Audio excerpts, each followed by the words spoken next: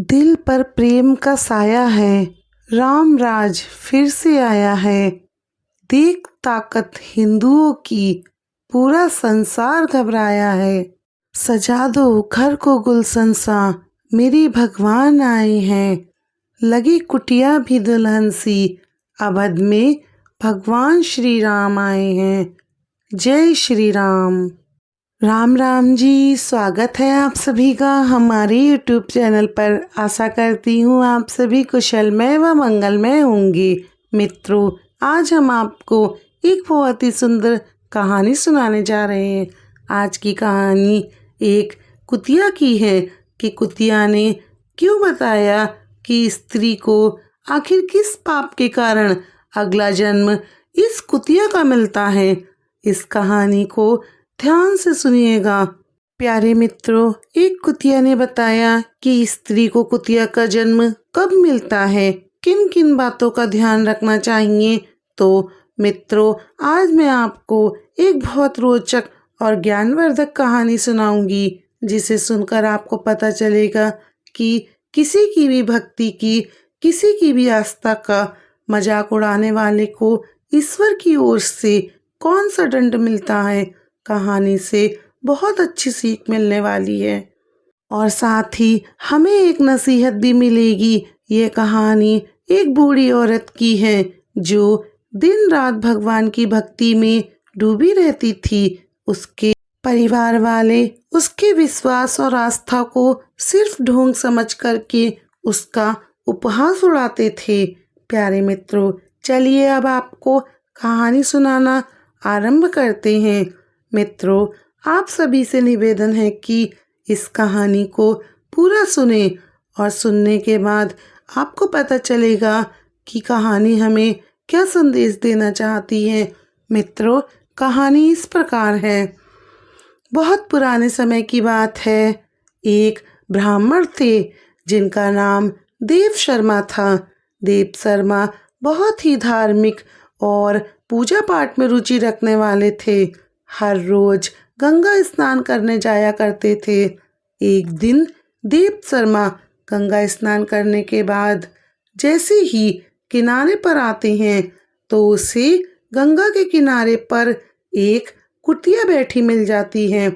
वो कुतिया देव शर्मा से कहती है, हे ब्राह्मण देवता, मैं अधर्म योनि की प्राणी हूँ। मेरे पूर्व जन्म के कुछ कुकर्मों के कारण मुझे कुतिया का शरीर मिला है। मुझे शरीर में बहुत कष्ट भोगने पड़ रहे हैं। यदि आप मुझे अपने एक दिन का पुण्य अर्पण कर देते हैं और मेरे ऊपर थोड़ा सा गंगा जल छिड़क देते हैं तो मेरा उद्धार हो जाएगा।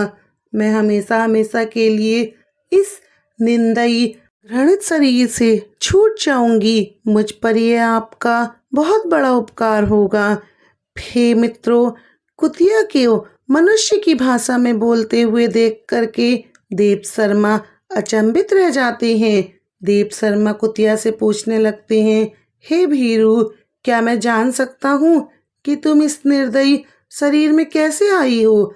विधाता ने तुम्हें किस पाप के कारण कुतिया बनाकर भेजा है? तुमने ऐसा कौन सा पाप कर दिया था जो तुम्हें कुतिया का शरीर मिला है?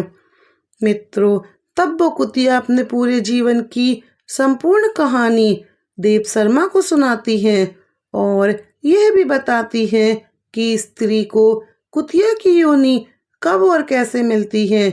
कुतिया की बात सुनकर देव शर्मा बोलते हैं, हाँ भीरू, मुझे यह जरूर बताओ कि तुम्हें कुतिया का शरीर कैसे प्राप्त हुआ।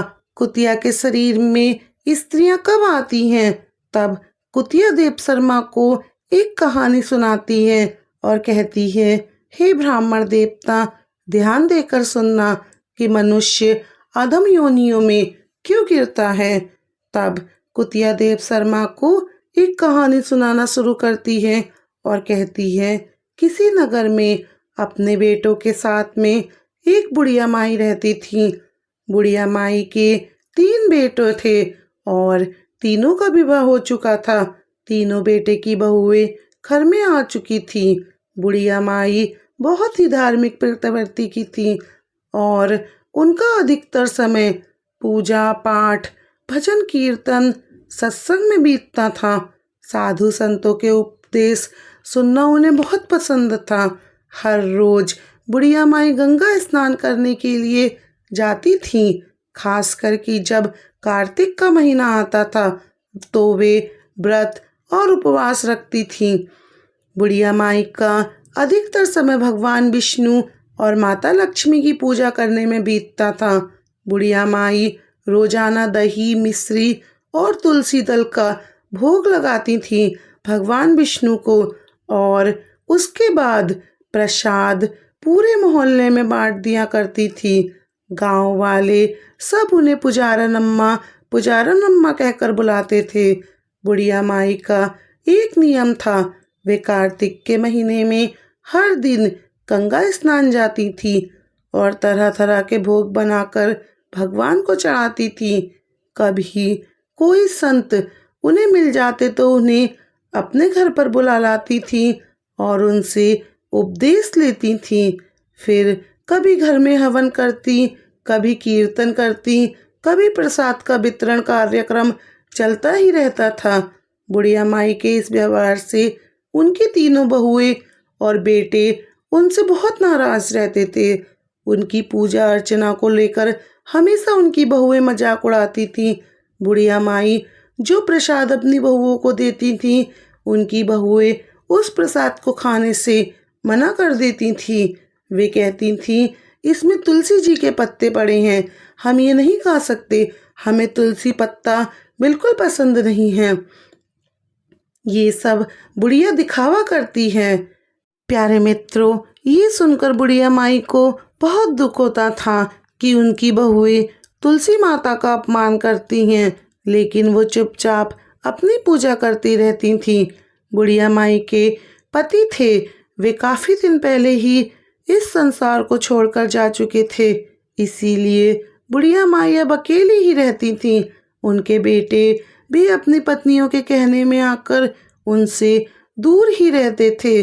अब बुढ़िया माई अपना सारा समय भगवान की पूजा पाठ, भजन कीर्तन में लगाती थीं, लेकिन उनकी तीनों बहुओं को ये सब बहुत बुरा लगता था। वे सोचती थी कि ये सास जब देखो तब पूजा पाठ में लगी रहती है, अनाप शनाप खर्च करती रहती है, कभी पंडितों को, कभी साधु संतों को बुलाकर दान पुण्य करती रहती है, बिना मतलब के फालतू के काम करती रहती है। अगर ये मर जाए तो कितना अच्छा हो जाएगा। जितना पैसा ये पूजा पाठ के नाम पर उड़ा देती है, व्यर्थ के कामों में खर्च कर देती है, उतने पैसे में तो हमारे कितने शौक मौज पूरे हो जाएंगे। हमारे पति काम कर कर के परेशान हैं और ये बुढ़िया कभी किसी साधु संत को घर में बुला लेती है तो कभी किसी पंडित ब्राह्मण को बुला लेती है, कभी उसे दान देती है तो कभी स्वादिष्ट भोजन बनाकर खिलाती है। बुढ़िया माई के इन कर्मों से तीनों बहुएं उस पर बहुत खिसियाती रहती थीं, बहुत उल्टा सीधा सुनाती रहती थीं।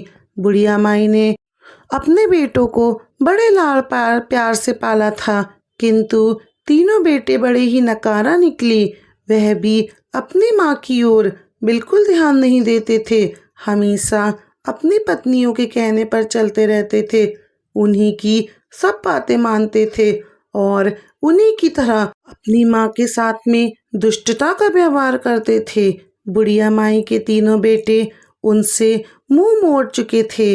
बुढ़िया माई दिन रात अपने बच्चों के लिए आंसू बहाती रहती थीं और भगवान से प्रार्थना करती थीं कि भगवान, मेरे किसी भी बच्चे का कभी बुरा नहीं होना चाहिए। मैंने कभी किसी का बुरा नहीं चाहा, फिर भी मेरे साथ में मेरे बच्चे ऐसा क्यों कर रहे हैं? मेरे बच्चे मुझसे अलग क्यों हो गए हैं? मेरे बेटे कभी पूजा पाठ नहीं करते, मेरी पूजा पाठ से वे नफरत करते हैं और मेरी बहुएं भी कभी भगवान का नाम नहीं लेती हैं। आखिर ऐसा क्यों है? इसी तरह से समय बीतता रहता है।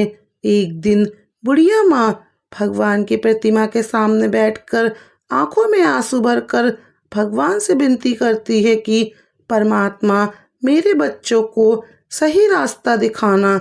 वे ना तो कभी आपकी पूजा पाठ करते हैं और ना ही उनकी पत्नियां करती हैं, उल्टा मुझ पर हंसते हैं, मेरी भक्ति को, मेरी आस्था को ढोंग समझते हैं। हे प्रभु, मेरे बच्चों को सद्बुद्धि देना। मित्रों, इस प्रकार से बूढ़ी माँ ने भगवान की पूजा अर्चना करना बंद नहीं किया और ना ही दान दक्षिणा देना बंद किया, ना ही गंगा स्नान करना बंद किया। वे बड़ी फिक्र से अपने नियमों का पालन करती रहती थीं, लेकिन उनकी तीनों बहुएं बड़ी ही दुष्ट थीं। उन्होंने निश्चय कर लिया था कि अब हम इस बुढ़िया को अपने साथ नहीं रखेंगे, हम बंटवारा करके अलग हो जाएंगे। अलग होने के कई फायदे हैं। हम अपनी मर्जी से घूम सकेंगे, अपने मन के शौक मौज कर सकेंगे और जहाँ जाना चाहते हैं वहाँ जा सकेंगे, जितना चाहें उतना खर्च कर सकेंगे। और सबसे बड़ी बात तो ये होगी कि हमारी सास जो पूरे दिन पूजा पाठ के नाम पर खर्च करती रहती हैं, दान दक्षिणा के नाम पर घर साफ करती रहती हैं, वह भी सब बंद हो जाएगा। प्यारे मित्रों, इस तरह से निश्चय करके उन तीनों ने अपने पतियों के कान भरना शुरू कर दिए और एक दिन उन्हें बंटवारे के लिए उकसाने लगीं। एक दिन छोटी बहू अपने पति से कहती है, देखिए, बड़े भैया के तो बच्चे अब बड़े हो गए हैं और अभी हमारे बच्चे छोटे हैं। बड़े भैया के 4 बच्चे हैं और हमारे 2 बच्चे हैं। अब उनका खर्च हमसे ज़्यादा है। अगर हम एक साथ रहेंगे तो हमारे धन से उनके बच्चे पढ़ेंगे लिखेंगे और हम अपने बच्चों के बारे में कब सोच पाएंगे। अगर हम अलग हो जाते हैं तो अपने बच्चों की अच्छी तरह से देखभाल कर पाएंगे। ऊपर से हमारी सास का खर्चा भी हम पर बहुत ज़्यादा है। हर समय पूजा पाठ धन खर्च करती रहती हैं। जब हम अलग हो जाएंगे तो हमारी सास भी अपनी मर्जी नहीं कर पाएंगी। तभी कुतिया देव शर्मा से कहती है, हे ब्राह्मण, इस प्रकार छोटी बहू ने अपने पति को सिखा पढ़ाकर अलग होने के लिए राजी कर लिया। उधर मझली बहू ने भी अपने पति को समझाया।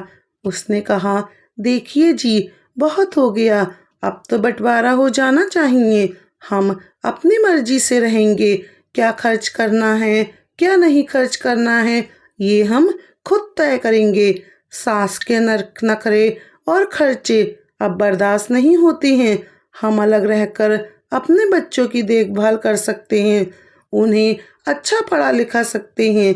इस तरह से तो हम कुछ भी नहीं कर पाएंगे। आपके भाइयों में ही आपकी सारी कमाई खर्च हो जाएगी। मझली बहू ने भी इस प्रकार से अपने पति को अपनी बात मनवाने के लिए तैयार कर ही लिया। अब बड़ी बहू ने भी अपने पति से कही सब बातें कही। उसने अपने पति से कहा, देखो पिया जी, हमारे बच्चे बड़े हो रहे हैं, कल को उनकी शादी ब्याह करना है। अगर हम कमा कमा कर आपके भाइयों और आपकी माँ पर खर्च करते रहेंगे तो हम अपने बच्चों के लिए कुछ नहीं कर पाएंगे। इसीलिए हमें जल्द से जल्द बंटवारा कर लेना चाहिए। अगर हम अलग हो गए तो हम अपने बच्चों के लिए अच्छा भविष्य तय कर पाएंगे और आपकी माँ जो फालतू में पूजा पाठ दान धर्म में खर्च करती रहती हैं वो भी नहीं कर पाएंगी। इस प्रकार से तीनों बहुओं ने अपने अपने पतियों को समझा बुझाकर उनके मन में बंटवारे की बात डाल दी। तीनों भाई अब बंटवारे के लिए तैयार हो गए। अब क्या था, गांव के पंचों को बुलाया गया और घर का बंटवारा करने की बात कही।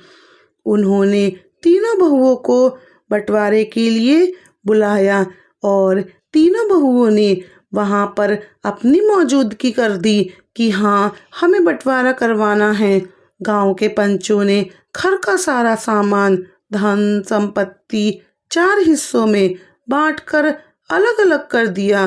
3 हिस्से बेटों को दे दिए और 1 हिस्सा बुढ़िया माई को दे दिया। बेटों की अपेक्षा बुढ़िया माई को थोड़ा कम धन मिला, क्योंकि बुढ़िया माई अकेली थी और उन पर उनके बेटों के बड़े बड़े परिवार का चलाने का भारी बोझ था। उस बंटवारे में एक और बात रखी गई। पंचों ने कहा, जो भी बुढ़िया माई को अपने हिस्से में रखेगा उसका खास ख्याल रखेगा, वह बुढ़िया माई की धन संपत्ति को इस्तेमाल कर सकता है, लेकिन शर्त सिर्फ ये होगी कि बुढ़िया माई को कोई दुख तकलीफ नहीं होनी चाहिए। प्यारे मित्रों, ये सुनकर छोटी बहू ने सबके सामने साफ इनकार कर दिया कि मैं अपनी सास को अपने हिस्से में नहीं रख सकती। उनका खर्चा बहुत ज़्यादा है, पूजा पाठ में बहुत पैसा बर्बाद करती हैं। वो हर दूसरे दिन किसी न किसी साधु महात्मा ब्राह्मण पंडित को घर बुलाकर ले आती हैं और उन्हें भोजन कराती हैं। दान दक्षिणा के नाम पर घर बर्बाद करती रहती हैं। कभी हवन करती हैं, कभी उपदेश कराती हैं। दान के नाम पर घर का सारा धन बांटती रहती हैं। हमें अपने बच्चों के बारे में भी सोचना है, हम इन्हें नहीं रख सकते हैं।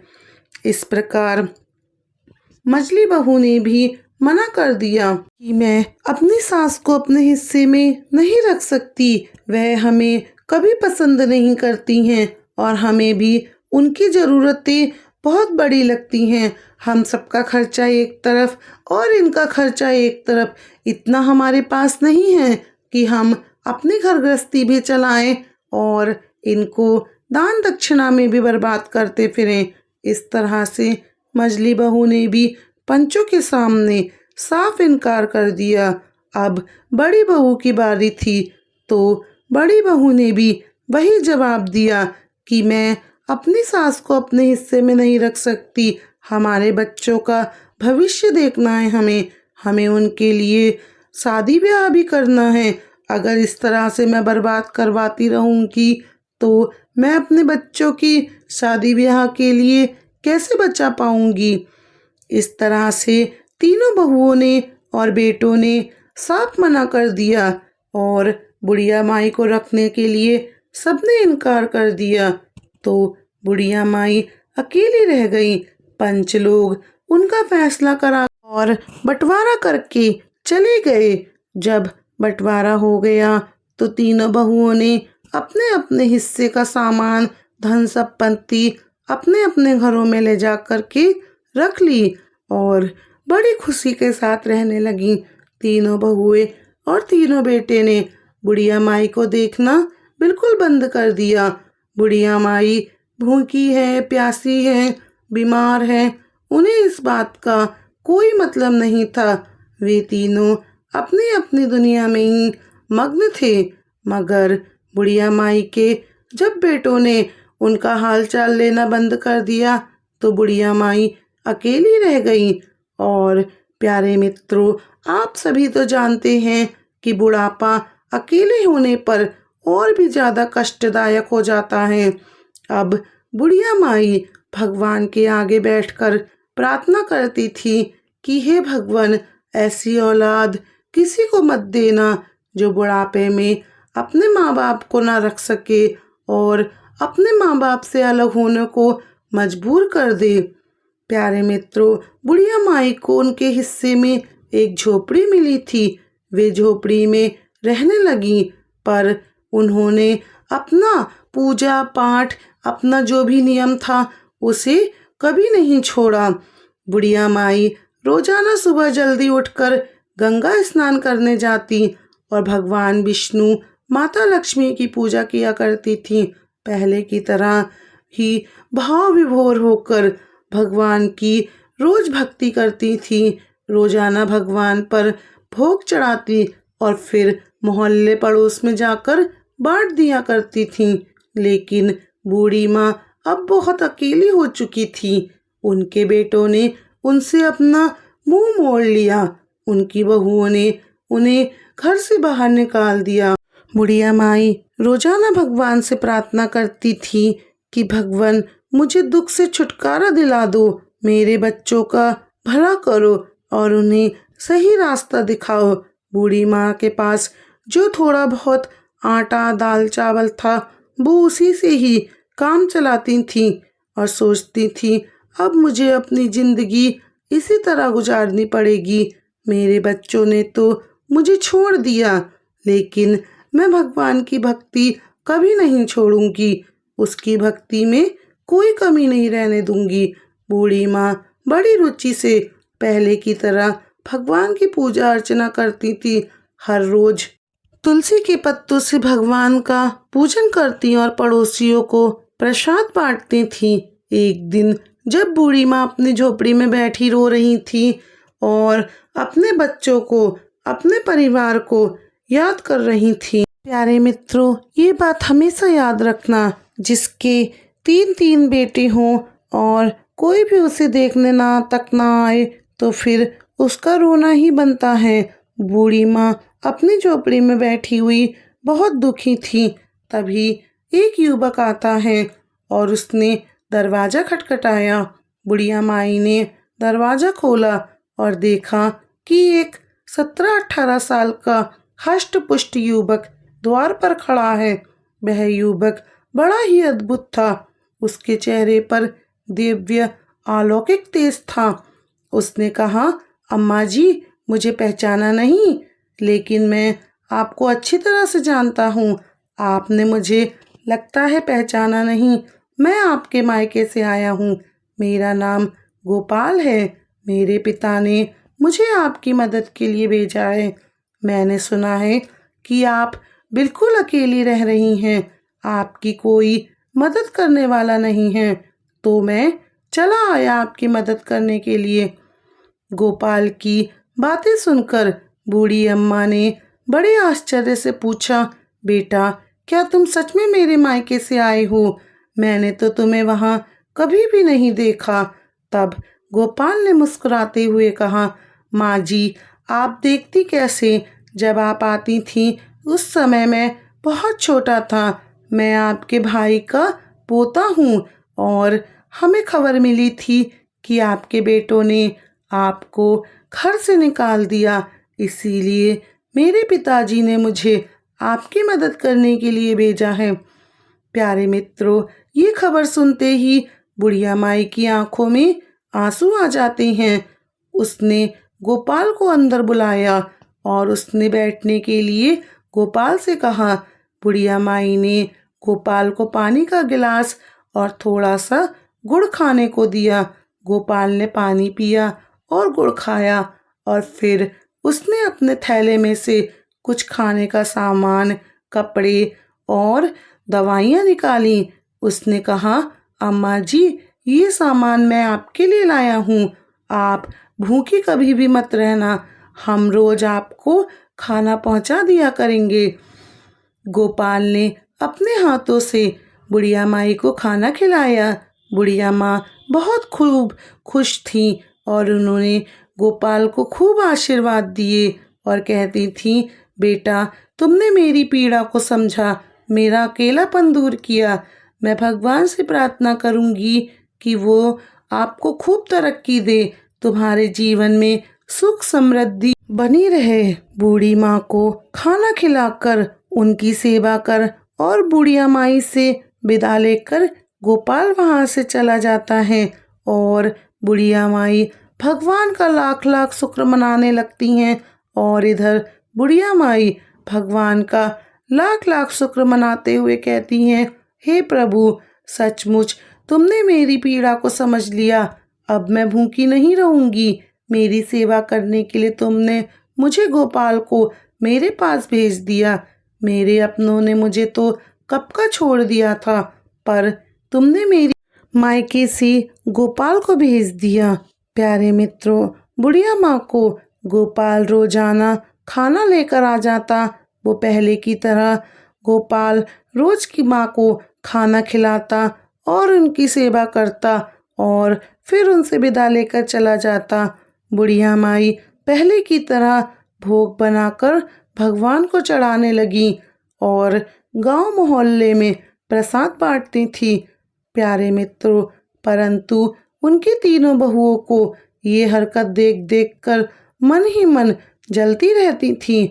बुढ़िया माई को सुकून और शांति से रहना उन तीनों को हजम नहीं हो रहा था। सोचती थी, आखिर ये बुढ़िया कहाँ से इतना खाना ला रही है, इसके पास तो कोई कमाने वाला भी नहीं है, फिर भी ये इतना तंदुरुस्त कैसी होती जा रही है।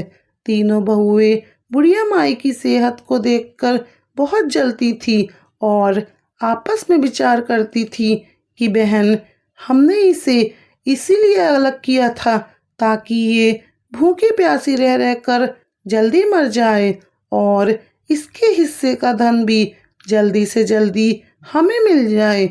मगर मरने की वजह ये बुढ़िया माई तो और मोटी तगड़ी होती जा रही है।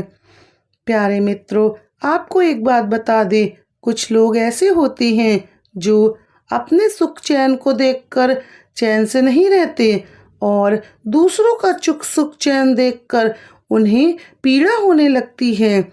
इसी तरह उन तीनों बहुओं को भी अपनी सास को सुख चैन में देखकर बहुत कष्ट हो रहा था। इसी तरह एक दिन तीनों बहुओं ने विचार किया कि हम इस बुढ़िया माई की झोपड़ी में जाकर इस बात का पता लगाएंगे कि ये बुढ़िया क्या खाती है और क्या करती है और इतना पैसा खाने पीने का सामान कहाँ से लेके आती है। आखिर ये बुढ़िया इतनी तंदुरुस्त कैसे होती जा रही है। प्यारे मित्रों, तीनों ने वही किया। अगले दिन जब बुढ़िया माई गंगा स्नान के लिए गईं तो सुबह सुबह वे तीनों बहुएं बुढ़िया माई की झोपड़ी में जाती हैं और झोपड़ी में जाकर जो उन्होंने देखा, उनकी आंखें फटी की फटी रह गईं। बुढ़िया माई की झोपड़ी में खाने पीने का बहुत सारा सामान मौजूद था। आटा, चावल, मिर्च, मसाला, मेवा, मिष्ठान, सब काफ़ी मात्रा में वहाँ मौजूद था। बुढ़िया माई की झोपड़ी में ये सब देखकर वे तीनों चौंक जाती हैं और सोचने लगती हैं, इसीलिए तो बुढ़िया बुढ़ापे में भी इतनी मोटी ताजी होती जा रही है। हम सब तो सोच रहे थे बुढ़िया भूखी मर रही होगी, लेकिन इसकी झोपड़ी में तो खाने पीने की सैकड़ों चीज़ें मौजूद हैं। यह इतनी चालाक निकलेगी, हमें तो पता भी नहीं था।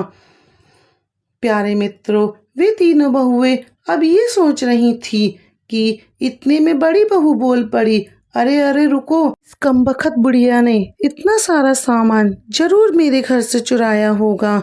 हम पूरे दिन काम में लगे रहते हैं और ये हमारे घर से चोरी करके अपना घर भरती रहती है। अब इसे सबक सिखाना ही पड़ेगा। मझली बहू ने कहा, हाँ, हमें इस बुढ़िया को सजा देनी ही चाहिए और तभी इसे मजा आएगा। तभी छोटी बहू ने भी सहमति जताई और कहा, सही कहा बहन तुमने, हमें कुछ न कुछ तो करना पड़ेगा। इस प्रकार से तीनों बहुएं बूढ़ी माँ के घर से वो सारा खाने पीने का सामान अपनी अपनी झोलियों में भरकर अपने अपने घर को ले जाने लगती हैं। तभी उन्होंने देखा उस खाने पीने के सारे सामान में तुलसी जी के पत्ते मिले हुए हैं। तीनों बहुओं ने एकदम गुस्से में आकर तुलसी के पत्ते खाने पीने के सामान से निकाले और तुलसी के पत्तों को नाली में फेंक दिया। प्यारे मित्रों, तभी एक अजीब सी घटना होने लगती है। तीनों बहुओं ने देखा उनके हाथ पैर धीरे धीरे कुत्ते के पंजे में बदलने लगे। ये देखकर वे डर जाती हैं और चिल्लाने लगती हैं। उनकी मदद करने के लिए वहाँ कोई नहीं आया। कुछ ही पलों में वे तीनों बहुएं एक कुतिया का रूप में बदल जाती हैं। मित्रों, ये सब देखकर पूरे गांव में हड़कंप मच जाता है। उनके बच्चे और पतियों ने जब उन्हें ऐसी हालत में देखा तो वे भी बड़े हैरान रह गए। बच्चे चिल्लाने लगे, पिताजी देखो मम्मी को क्या हो गया। तीनों बहुओं के पति समझ ही नहीं पा रहे थे कि ये कैसा चमत्कार है और ये कैसे हो गया। उन्होंने बहुत कोशिश की कि इन कुतियों को घर से भगाएं या इन्हें घर में रखें, लेकिन वे इस बात पर समझ ही नहीं पा रहे थे कि आखिर इन कुतियों का क्या करें, इन्हें घर में रखें या इन्हें घर से भगाएं। वे तीनों कुतिये अपनी भाषा में बहुत कुछ कहने का प्रयास कर रही थीं, लेकिन कोई भी उनकी बात समझ ही नहीं पा रहा था। उनके बच्चे रो रहे थे और बच्चों को रोता हुआ देख करके उनके पतियों को भी रोना आ रहा था। उन्होंने अपने बच्चों को संभालते हुए कहा, बच्चों अब कुछ नहीं हो सकता, अब हमें बुढ़िया माई के आने का इंतजार करना होगा, शायद वही कुछ बता सकें। गांव के लोग भी वहां इकट्ठे हो जाते हैं और सोचने लगते हैं कि ये कैसी अनहोनी हो गई। कहीं कोई कहता कि बुढ़िया माई की कर्मों का फल है ये, बुढ़िया माई भगवान की इतनी पूजा पाठ करती थी, हो सकता है उन्हीं की पूजा पाठ और तपस्या का फल है जो उनकी बहुएं ऐसे कुतिया बन गई। किसी को कुछ समझ में ही नहीं आ रहा था। बुढ़िया माई तो उस समय गंगा स्नान करने के लिए गई थी। सब लोग बुढ़िया माई के लौटने का इंतजार कर रहे थे। बुढ़िया माई एकदम निश्चित थी, क्योंकि उन्हें अब ना तो खाने पीने की चिंता थी और ना ही किसी काम करने की। उनके लिए तो सारी व्यवस्था गोपाल कर देता था। बूढ़ी माँ भगवान को भोग लगाकर रोज की तरह नगर में प्रसाद बांटने जाती थी। बूढ़ी माँ इस घटना से बिल्कुल अनजान थी। उन्हें पता ही नहीं था कि उनकी तीनों बहुएं अब कुतिया बन गई हैं। इधर तीनों बहुएं कुतिया बनकर घर के आंगन में बैठी थी। उनके बच्चे उन्हें घेर कर खड़े हुए थे। पति सोच सोच कर परेशान हो रहे थे कि अब इन्हें घर में रखें या घर से भगाएं। उन्होंने अपने जीवन में ऐसी घटना कभी नहीं देखी थी। उनके तीनों के पति बहुत परेशान थे और अपनी माँ के लौटने का इंतजार कर रहे थे। गांव के लोग भी इस विचित्र घटना से बहुत हैरान थे। हर कोई यही कहता था कि ये सब बुढ़िया माई की भक्ति और तपस्या के कारण हुआ है। कोई कहता जरूर इन तीनों ने किसी न किसी कोई न कोई ऐसा पाप किया होगा जो इन्हें नहीं करना चाहिए था। प्यारे मित्रों, उधर गांव के कुछ लोगों ने जो बूढ़ी माँ गंगा स्नान को गई हुई थी, उनसे जाकर ये बात कही, हे बुढ़िया माई, तुम्हें कुछ पता नहीं है, तुम्हारे घर में बड़ी अजीब घटना हो गई है। तुम्हारी तीनों बहुएं कुतिया बन गई हैं। बुढ़िया माई को ये सुनकर बड़ा आश्चर्य हुआ। उन्होंने सोचा ये कैसे हो सकता है। उन्होंने तुरंत गंगा स्नान किया और घर की ओर चल पड़ी। उनके दिल में बहुत सारी आशंकाएं थीं। उन्होंने भगवान से प्रार्थना की, हे भगवान, मेरे घर की रक्षा करना और मेरे बच्चों को सही रास्ता दिखाना। जब बुढ़िया माई घर पहुंची तो उन्होंने देखा कि गांव के लोग उनके घर के सामने भीड़ लगाए खड़े हैं। बुढ़िया माई ने पूछा, क्या हुआ, यहाँ इतनी भीड़ क्यों लगी हुई है? तब गांव वालों ने उन्हें सारी बात बताई। बुढ़िया माई ने अपने बेटों को बुलाया और पूछा, ये सब कैसे हुआ? तुम लोगों ने ऐसा क्या किया? तब बुढ़िया माई के तीनों बेटों ने रोते हुए अपनी माँ को सारी कहानी सुना दी। उन्होंने कहा, माँ जी, हमसे बहुत बड़ी गलती हो गई है। हमारी पत्नियों ने आपका बहुत अपमान किया और आपके सामान में जो तुलसी जी के पत्ते थे उसको नाली में फेंक दिया और तब से ही ये कुतिया बन गई हैं। अब हमें नहीं पता उन्होंने ऐसा क्या कर दिया और इनसे ऐसा क्या पाप हुआ। अब इन्हें ठीक कैसे किया जा सकता है? बुढ़िया माई ने अपने बेटों को दिलासा दिया और कहा, भगवान सब ठीक करेंगे, तुम लोग घबराओ मत। बुढ़िया माई अपने घर में आकर अपने भगवान से प्रार्थना करती हैं और उनके आगे सारी बात बताती हैं। भगवान तो सब कुछ जानते थे। बुढ़िया माई ने सोचा अगर कोई जादू टोटका करेगा तो वह ठीक हो जाएंगी। तभी बुढ़िया माई को पता चलता है कि गांव में एक साधु महात्मा आए हुए हैं। प्यारे मित्रों, बुढ़िया माई उसी समय उस साधु महात्मा के पास जाती हैं और साधु महात्मा से उन्होंने अपने घर पर आने का विनय किया। साधु महात्मा बुढ़िया माई के घर पर आते हैं और सारा हाल बुढ़िया माई साधु महात्मा को बताती है। तभी साधु महात्मा ध्यान से लगाकर सारी बातें सुनी और कहा उन्होंने कि मैं अभी ध्यान लगाकर बताता हूँ कि ये सब कैसे हुआ। फिर साधु महात्मा ने ध्यान लगाया और बुढ़िया माई से कहा ये सब तुम्हारी भक्ति और तपस्या का फल है माता, लेकिन तुम चिंता मत करो, इसका उपाय भी है। बुढ़िया माई ने पूछा बाबा कृपया करके मुझे उपाय बताएं, मैं बच्चों को इस हालत में नहीं देख सकती हूँ। साधु महात्मा ने कहा तुम्हें कार्तिक के महीने में विशेष पूजा रखनी होगी और तुम्हारे स्नान के पानी से तुम्हारी तीनों बहुओं को नहलाना होगा और ब्राह्मणों को भोजन कराकर उनके झूठे भोजन को तुम्हारी बहुओं को खिलाना होगा। इससे वे अपने असली रूप में फिर से वापस आ जाएंगी। बुढ़िया माई ने साधु बाबा को धन्यवाद किया और अपने बेटों को ये उपाय बताया।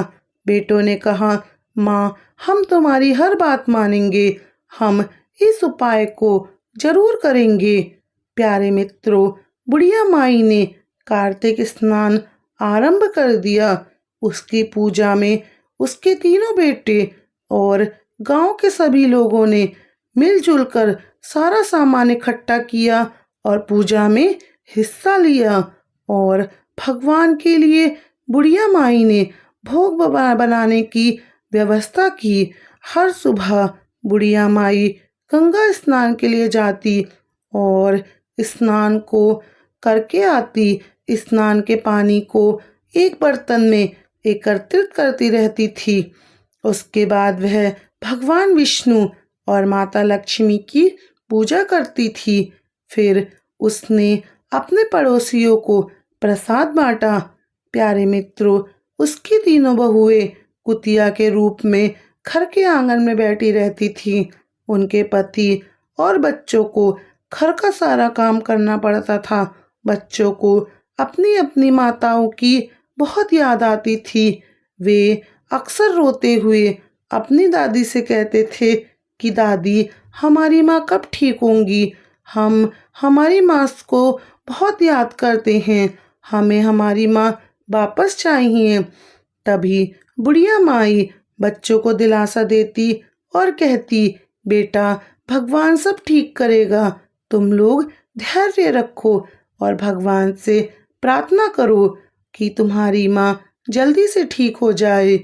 मित्रों, बच्चों को शांत करने के लिए बुढ़िया माँ उन्हें कहानी सुनाया करती और उनके साथ समय बिताती थी। बूढ़ी माँ ने पूजा के लिए ब्राह्मणों को भोजन को बुलाया और बेटों ने भी अपनी ओर से 5-5 ब्राह्मणों को भोजन पर बुलाया। इस प्रकार कुल 21 ब्राह्मणों को बुलाया गया। ब्राह्मणों के लिए विशेष भोग तैयार किए गए। इधर कार्तिक पूर्णिमा का दिन आया और बुढ़िया माई ने अपने बेटों की मदद से ब्राह्मण भोज की तैयारी शुरू की। सुबह सभी ब्राह्मणों को आमंत्रित किया गया। उन्हें विशेष पकवान बनाकर खिलाए गए।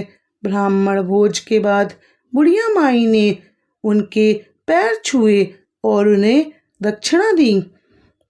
भगवान से प्रार्थना की। ब्राह्मणों ने बुढ़िया माई से कहा कि आप परेशान मत हो। तभी बुढ़िया माई कहती है हे प्रभु, हे भगवान, आशीर्वाद दीजिए जिससे कि मेरी बहुएं जल्दी ठीक हो जाएं और वे फिर से अपने पहले वाले रूप में आ जाएं। बुढ़िया माई ने अपने कार्तिक स्नान का फल अपनी बहुओं को दे दिया। ब्राह्मणों ने तृप्त होकर भोजन किया और बुढ़िया माई को आशीर्वाद दिया। ब्राह्मणों ने कहा, माई तुम्हारी पूजा और तपस्या सफल होगी, भगवान तुम्हारी प्रार्थना अवश्य सुनेंगे। इस प्रकार ब्राह्मण आशीर्वाद देकर चले गए। इधर बुढ़िया माई ने तीनों बहुओं को बुलाया।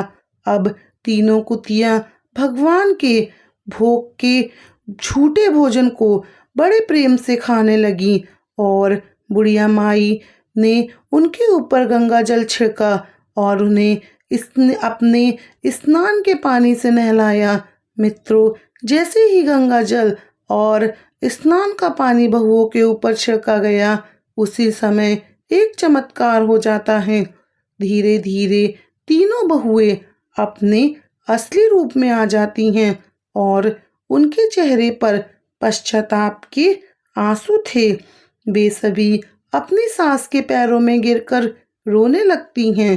तीनों बहुएं कहती हैं, माँ जी हमें माफ कर दो, हमने तुम्हारे साथ में बहुत अत्याचार किए थे और हमें हमारे कर्मों की सजा मिल गई है।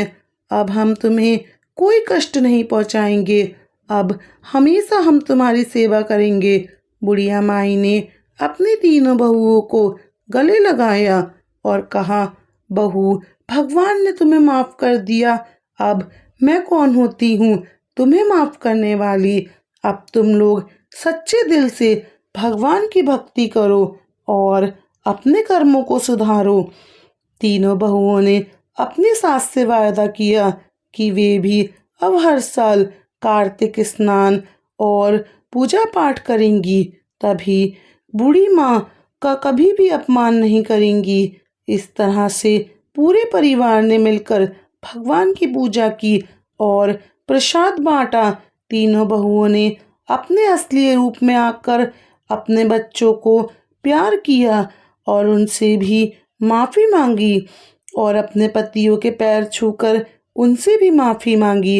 अब वे सब नास्तिक से आस्तिक बन चुके थे। सब ने मिलकर एक बहुत बड़ी पूजा की और उस दिन के बाद उन तीनों बेटों और बहुओं ने कभी भी अपनी सास को अलग नहीं किया।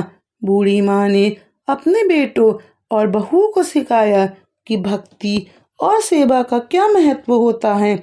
हम हर साल सब मिलकर कार्तिक स्नान करेंगे और भक्ति से जीवन जिएंगे। मझली बहू ने भी अपनी सास से कहा, हाँ माँ जी हमें माफ़ कर दो, हमने तुम्हारे साथ में बहुत गलत किया है। अब हम सब तुम्हारी सेवा करेंगे और तुम्हारे साथ मिलकर भगवान की पूजा करेंगे। छोटी बहू ने भी अपनी सास से वादा किया और कहा, माँ हम सब मिलकर रहेंगे और कोई भी तुम्हें कभी भी तकलीफ नहीं होने देंगे। हम सब हर साल कार्तिक स्नान और पूजन करेंगे।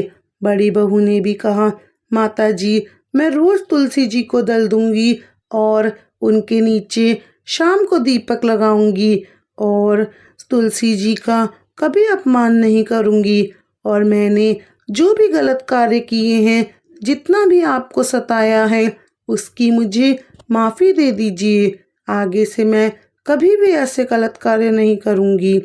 इस प्रकार बुढ़िया माई खुश होकर अपनी तीनों बहुओं को गले लगा लेती हैं और वे सब खुशी खुशी अपना जीवन भगवान की भक्ति करते हुए व्यतीत करते हैं। प्यारे मित्रों, बुढ़िया माई बहुत खुश होती हैं और अपने बच्चों को खूब सारा आशीर्वाद देती हैं।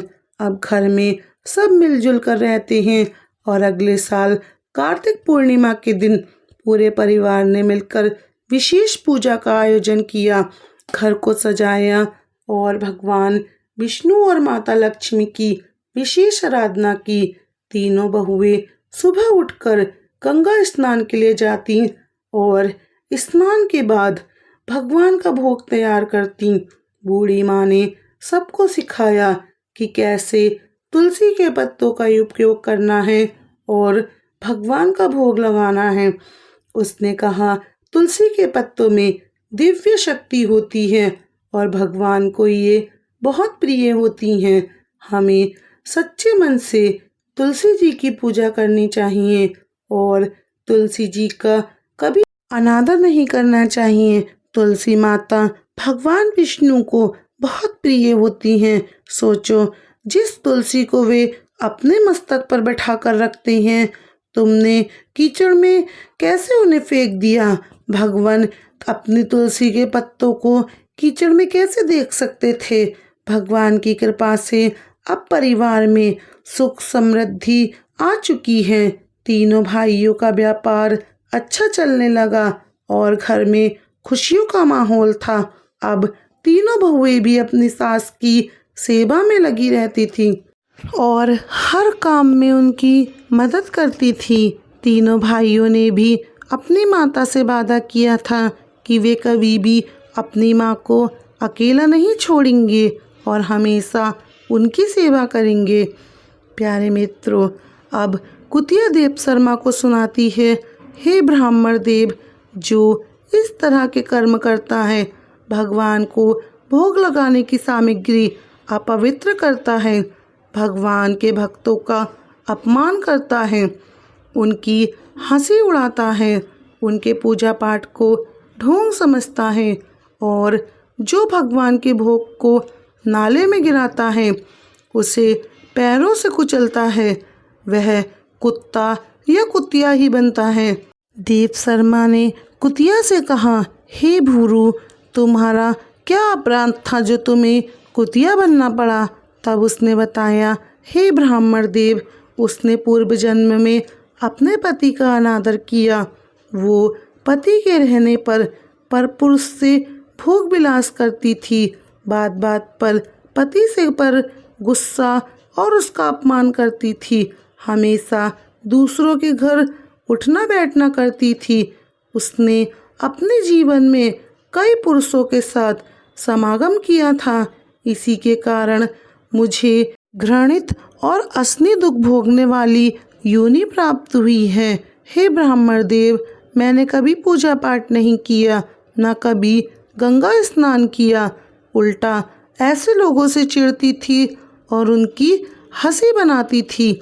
यदि आप मुझे अपने एक दिन की गंगा स्नान का पुण्य देंगे और मुझे गंगा जल मुझ पर छिड़केंगे, तो मैं अपने समस्त पापों से छूट जाऊंगी, मेरा उद्धार हो जाएगा। मित्रों, कुतिया की यह बात सुनने के बाद देव शर्मा ने फौरन अपने एक दिन का पुण्य उस कुतिया को दे दिया और उसे गंगा जल से स्नान कराया।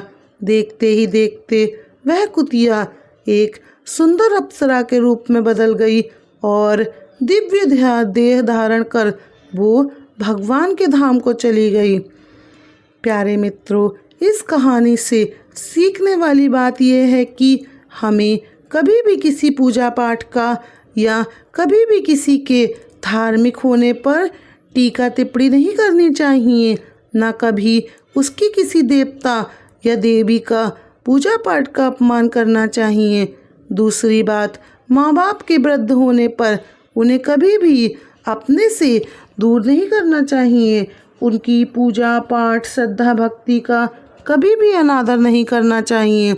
भगवान पर चढ़ाई गई वस्तु को, प्रसाद को कभी पैरों से नहीं मसलना चाहिए, वरना परमात्मा के क्रोध का भांजन भरना पड़ेगा। और याद रखना, परमात्मा की लाठी ऐसी पड़ती है कि जो दिखती नहीं है और चोट भी बहुत पहुंचाती है। प्यारे मित्रों, मैं उम्मीद करती हूँ आपको ये कहानी ज़रूर समझ में आई होगी और कहानी अच्छी लगे तो कमेंट बॉक्स में जय श्री राम ज़रूर लिखना। आपसे अगली कहानी में, अगली वीडियो में मिलती हूँ। आप सभी का बहुत बहुत धन्यवाद मेरे साथ अंत तक बने रहने के लिए। प्यारे मित्रों, कहानी अच्छी लगी हो तो हमारे चैनल को सब्सक्राइब करें, वीडियो को लाइक और शेयर करें और कमेंट बॉक्स में जय श्री राम ज़रूर लिखें। मित्रों, आप सभी को हमारी राम राम जी।